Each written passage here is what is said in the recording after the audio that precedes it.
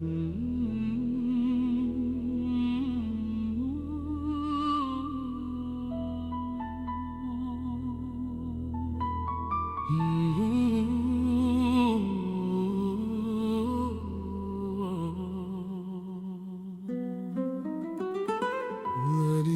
ni Juan Batigid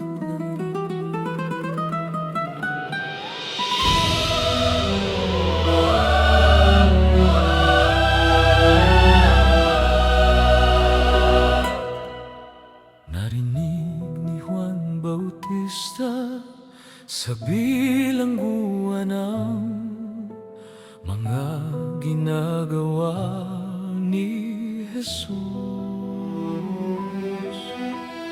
Nagpadala siya ng 2 alagad na may tanong na puno ng pag-asa. Ikaw ba ang darating o may hihintayin pa kami? Sumagot si Jesus, bumalik kayo at sabihin ang inyong nakita at narinig. Ang mga bulag ay nakakakita, ang mga pilay ay lumalakad, Ang mga kitongin ay nililinis, ang mga bingi ay nakakarinig, ang mga patay ay binubuhay, ang magdang balita ay pinapahayag. mapalad ang sinumang hindi natisod dahil sa akin. Ang kaharian ay sumisibol. Buksan ninyo ang inyong mga mata. Kahit ang pinakamaliit sa kaharian ay higit pa sa pinakadakila noon. Si Juan ang naghanda ng daan, ngayon ang hari ay nandito na.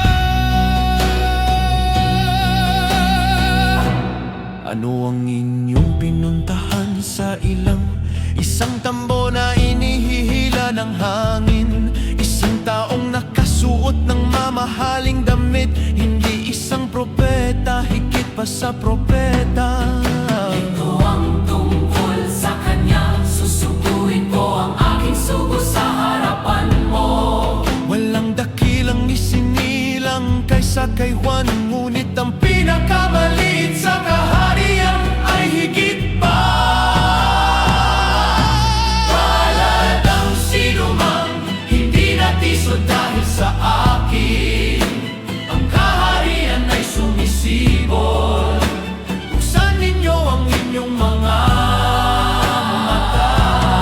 Kahit ang pinakamaliit sa kaharian ay higit pa sa pinakadakila noon. Si Juan ang naghanda ng daan, ngayon ang hari ay nandito na. Mapalad ang sinuman, mapalad ang sinuman na hindi natisod dahil sa akin. Ang kaharian ay sumisibol. Buksan ninyo ang inyong mga mata. Ang katotohanan ng tanong ay sinagot.